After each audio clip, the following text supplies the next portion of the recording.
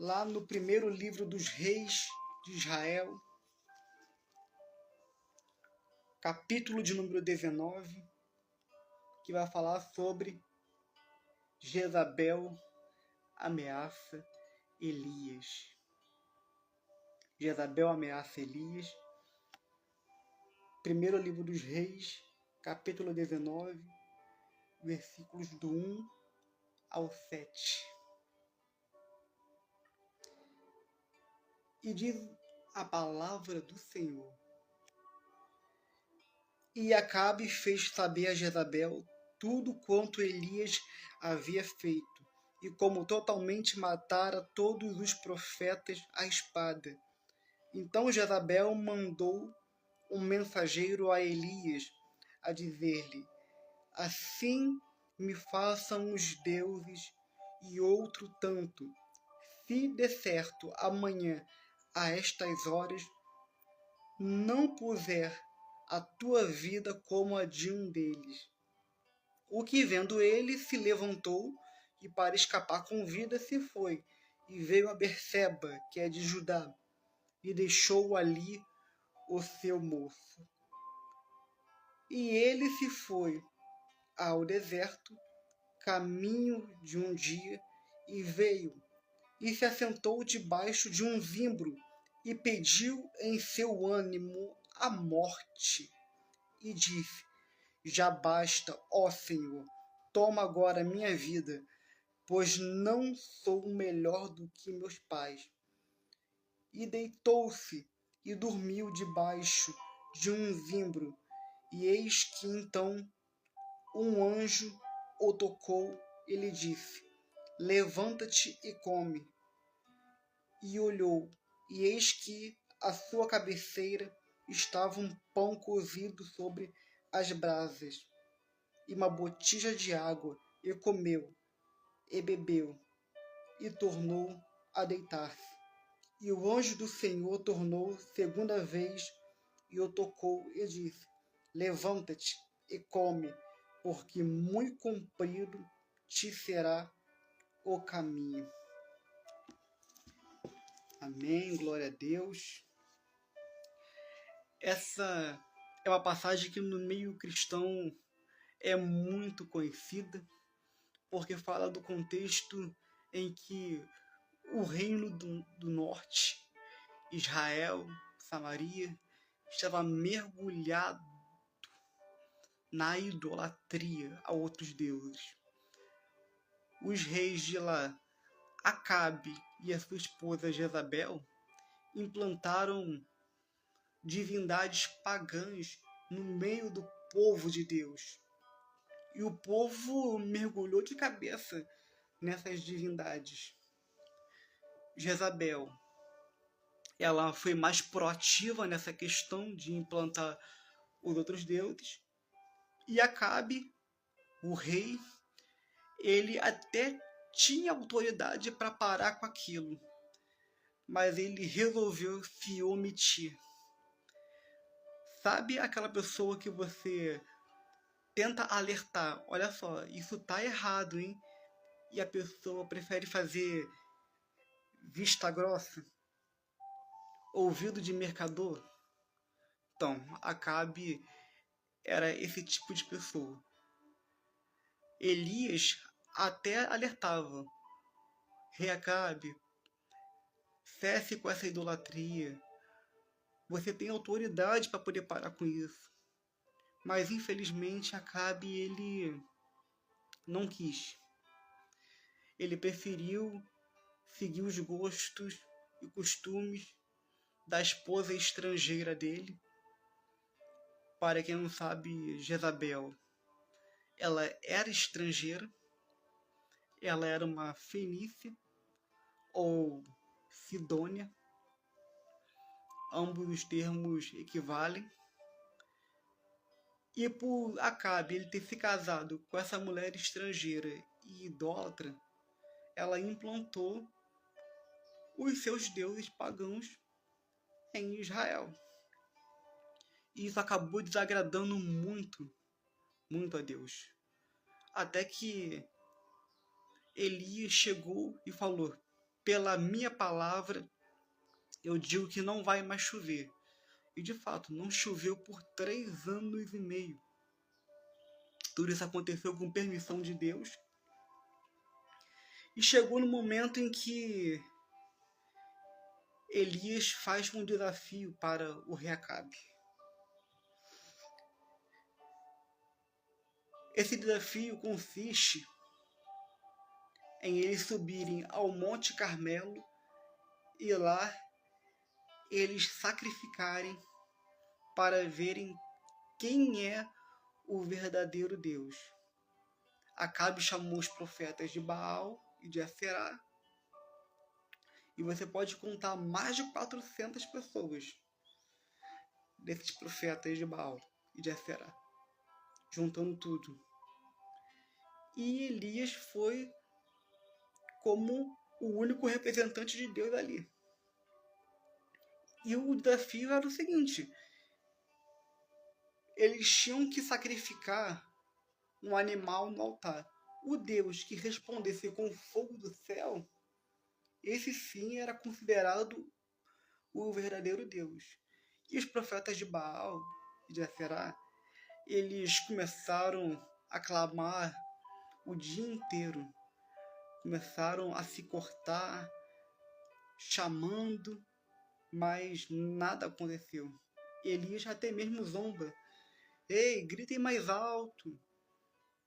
Talvez o Deus que vocês acreditam não está conseguindo ouvir direito. E aconteceu que clamaram e nada aconteceu. Mas quando foi a vez de Elias, ele montou o altar, preparou tudo direitinho. E à noite,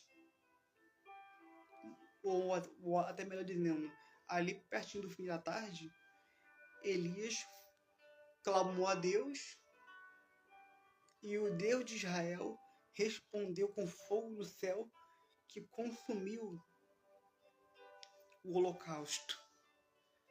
E ali as pessoas viram que só o Senhor é Deus. Só o Senhor é Deus. O Deus dos exércitos. O Deus que criou os céus e a terra. Esse é o único e verdadeiro, o Deus vivo. E isso foi uma humilhação para Acabe, a ponto dele ir para casa totalmente envergonhado. E com isso, a chuva até voltou. Glória a Deus. Mas Acabe, ele foi falar para a esposa dele, Jezabel, o que aconteceu, o quanto ele foi humilhado. E Jezabel resolveu tomar a dianteira e enviou alguém para poder dar mensagem a Elias, ameaçando Elias de morte. E Elias, mesmo tendo esse sucesso em conseguir provar para todos que o Deus único é o Deus de verdade, Elias ficou com muito medo. Tanto medo que ele resolveu fugir para não ser morto por Jezabel. E a palavra do Senhor que nós lemos foi muito claro. Ele foi ao deserto, se assentou debaixo de um zimbro e ali ele começou a pedir a Deus a morte. Falou: Senhor, me mata porque não estou aguentando mais. Chega disso. Elias ali estava em um estado de tristeza profunda.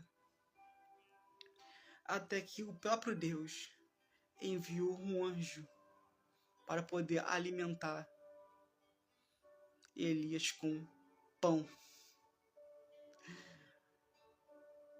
E a gente vê, já a partir daqui a gente vê o cuidado que Deus tem com os seus servos. Deus não desampara, Deus não abandona, Deus, ele é fiel aos seus. E Elias, ele comeu pão,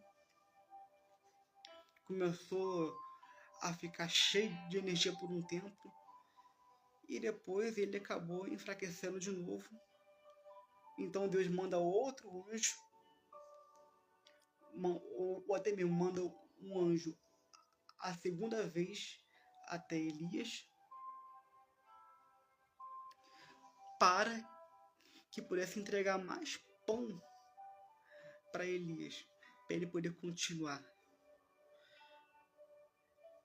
Meus irmãos, aqui a gente vê a provisão do Senhor, vê o cuidado poderoso que Ele tem para com os seus. Se formos levar isso para o lado espiritual, Jesus é o pão da vida, Jesus é o nosso alimento. A gente lê a palavra de Deus, que é o nosso alimento espiritual. A gente pode ler um capítulo, um versículo em um único dia, mas só isso não vai bastar. Se a gente ler só um dia e parar de ler por um tempo, a gente vai desanimar na caminhada. Por isso a gente precisa ser alimentado de novo, voltar a ler no dia seguinte, se alimentar de novo espiritualmente, para que a gente não se enfraqueça e a gente continue firmes na caminhada com o Senhor. Porque Jesus, o pão do céu, Ele até nos sustenta, mas também Ele não obriga ninguém a nada. Se a gente o rejeitar, Ele vai respeitar a nossa decisão. Mas se a gente também se permitir ser curado, ser tratado por Ele, Jesus, Ele com certeza não vai nos largar de mão. Elias ali recebeu todo o cuidado do Senhor, ele recebeu todo o suporte de Deus. Tanto que falei, o anjo do Senhor tornou segunda vez e tocou e disse: levanta-te e come, porque muito comprido te será o caminho. E a passagem ainda em 1 Reis, capítulo 19, vai falar de Elias no Monte Horebe, lá no versículo 8. Levantou-se, pois, e comeu e bebeu, e com a força daquela comida caminhou 40 dias e 40 noites até Horebe, o monte de Deus. E ali entrou numa caverna e passou ali a noite. E eis que a palavra do Senhor veio a ele e lhe disse: que fazes aqui, Elias? E ele disse: tenho sido muito zeloso pelo Senhor Deus dos exércitos, porque os filhos de Israel deixaram o teu concerto. Aqui a palavra concerto pode significar pacto ou aliança. Derribaram os teus altares e mataram os teus profetas à espada. E eu fiquei só, e buscam a minha vida para matirarem. E ele lhe disse: sai para fora e põe-te neste monte perante a face do Senhor. E eis que passava o Senhor, como também um grande e forte vento, que fendia os montes e quebrava as penhas diante da face do Senhor. Porém o Senhor não estava no vento, e depois do vento um terremoto. Também o Senhor não estava no terremoto. Aqui a gente vê que até mesmo quando Elias vai se isolar dentro de uma caverna, o Senhor fala: o que fazes aqui, Elias? Isso mostra que o Senhor estava com Elias dentro da caverna. Elias não estava sozinho. O Senhor animou Elias a ponto de Elias resolver sair daquela caverna com a sua alma mais tranquila, o seu fardo mais leve. ele se sentiu consolado por Deus. Ele desistiu da ideia de pedir a morte para o Senhor. E muitas das vezes as tribulações vêm e a gente precisa mesmo desse consolo de Deus, para que possamos continuar firmes, constantes, de pé diante da presença do Senhor, diante das lutas, das tribulações. Porque quando a gente fala, Senhor, me leva, não quero mais, tira a minha vida, é porque nós não queremos de fato que a nossa vida acabe. A gente quer acabar com a dor. É isso que nós queremos. Queremos acabar com a dor, que a dor cesse. E o Senhor, Ele sabe. O Senhor, Ele tem os seus meios de cuidar de cada um. Elias, na sua humanidade, ele conseguiu ver que o Deus a quem ele serve não era um Deus que somente queria ser adorado, mas é um Deus que também se preocupava e ainda se preocupa com os seus, com o bem-estar, com a saúde física, com a saúde emocional, com a saúde espiritual, a saúde mental. Deus é bom. Deus é bom em todo momento. Nunca se esqueça disso. Que o nosso Deus, Ele jamais nos abandona, jamais nos deixa esquecidos. Deus, Ele é contigo. Você crê nisso? Você crê que o Senhor, a todo momento, Ele tem o melhor para você? Esse é o Deus que você crê.